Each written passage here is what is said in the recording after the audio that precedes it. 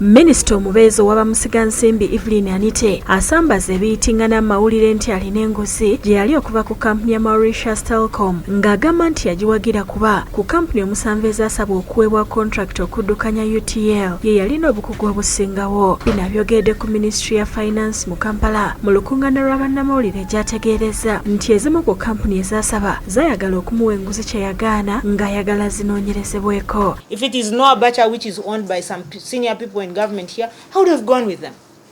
But I did not go with them because I went for what the financial intelligence has said. My name has been tarnished, but I will tell you, I am not tired. Anita ategeezezza bannamawulire nga bwe waliwo bayise ba mafia abaagala okumutta nga tebaagala ayogere ku nsonga za UTL era nti agenda kubagulako emisango. These are not just mere allegations. These mafias are not jokers. Go and ask Abirga. Agamba tagenda kuterebuka wakusigala ng'ayogera ku nsonga za UTL kubanga si za kyama era n'asaba ne kalisoliso wa gavumenti okunoonyereza ku bigenda mu maaso. Mu ngeri y'emu asekeredde abamulumbira ku mikutu mugatta abantu nga bamulangira nga bwe yakava ekoboko n'agamba nti si waakupondoka kubanga ensonga eno ekwata ku bannayuganda bonna. But those who take onto social media to start supporting and say, oh, for us we are these people, for us these other ones they're not supposed to talk, others are workers and others are the owners. That's not true. This country belongs to all of us.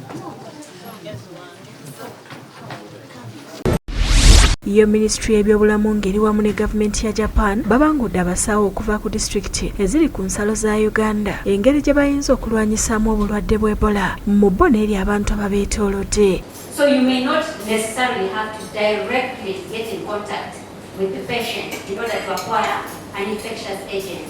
Omusomo guno gubadde ku Hotel Africana mu Kampala ng'okusinga gwetoolodde kubajjukiza obuvunaanyizibwa bwabwe era Harriet Kembabazi ng'ono Principal Nursing Officer abasabye okugoberera ebibayigirizibwa nga bakola emirimu gyabwe. Olw'ensonga ya Ebola twagadde okulaba nti tubaddiramuko. Abasawo nabo basabye bakama baabwe okubawa ebikozesebwa okuli giraavu eddagala n'ebyuma baleme okubeera mu bulabe. Ku lwa gavumenti ya Japan Yatak Fukase awadde abasawo obweyamo nga bwagenda okukwatizaako Uganda mu kulwanyisa obulwadde buno.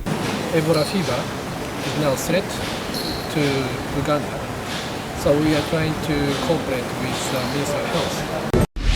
Ye minisita wa teknologiya Frank Tumwebaze alabudde ebitongole bya Nakyewa okukomya okuweebula gavumenti nga bakola emirimu gyabwe. Okwogera bino abadde ku kitebe kya SEDO ekabalagala nga bajaguza okweza emyaka 10 bukya kibiina kino kitandikibwawo nga kirondoola ebyokulonda mu ggwanga n'abasaba okubaako we bakoma nga bawabula gavumenti n'okuwaayo embalirira eza ssente ze bakozesa nga we basabiddwa. Bannabyabufuzi ab'enjawulo okuli Pulezidenti wa DP Norbert Mao, Jimmy Yakeno wa UPC n'abalala ababaddeyo ne bemulugunya kuba LDU abafuuse ekizibu nga ne minisita omubeezi ow'ensonga za Karamoja Moses Kiziganyonyote ku ngeri gye batulugunyamu mutabani we.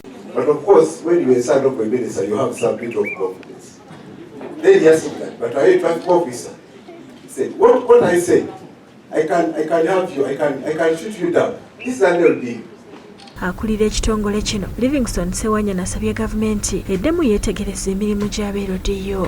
Bw'obeera wa LDU eyo gy'oli yonna kimanye nti ekyakuteekesaawo kukuuma mirembe butebenkevu naye bw'oneeyongera okubeera nti weeyisa mu ngeri etesaanidde.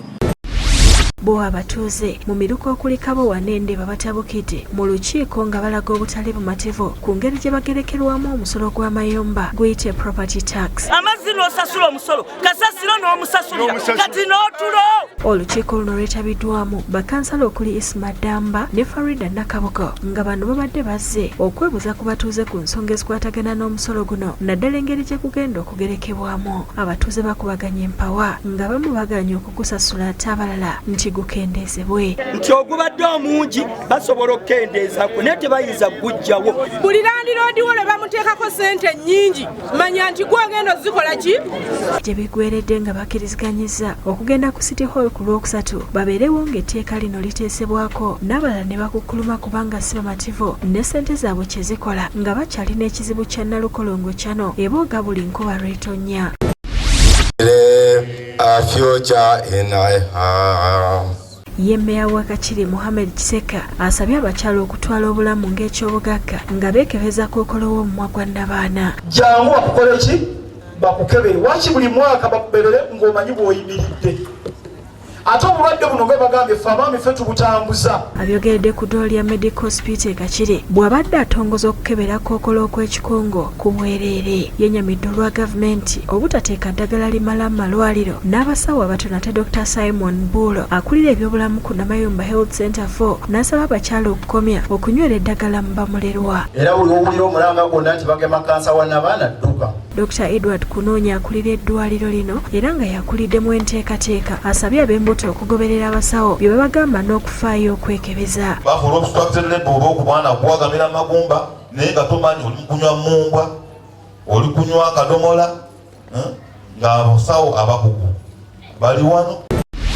Ate akulira emirimu maka ga Pulezidenti Lucy Nakyoba akubiriza abazadde okukuza abaana baabwe nga bampisa n'okutya Katonda basobole okubeera ab'omugaso eri eggwanga. Abyogeredde ku ssomero lya St. Teresa Kisubi Girls Primary School gy'abadde ng'omugenyi omukolo ku mikolo gy'essomero. Kubanga abasinga bava mu masomero kiva ku muzadde nga teyamutendeka bulungi nga yamulekera omusomesa n'alowooza omwana mututte mu ssomero ajja kuyiga byonna. Nakyobe nga yamala emyaka 7 mu ssomero lino yeebazizza abalikulira olw'okukuuma omutindo n'awaayo obukadde 20 okwongera okulikwatizaako era n'asuubiza okusaba omukulembeze w'eggwanga okubakwasizaako okubagulira bbaasi. Nabo bamuwadde ebirabo. Thank you so much. Thank you. Today's theme is empowering the girl child. The items we are presenting shall leave a lasting impact on us. Ate Minisita omubeezi ow'ekikula ky'abantu Peace Mutuuzo asabye abazadde okukuuma ennono n'obuwangwa nga bakuza abaana ne Sister Mary Valentine n'asaba abazadde okukuuma abaana baabwe obulungi mu luwummula. While the school is doing the bit of formal education, let us also concentrate on the informal education.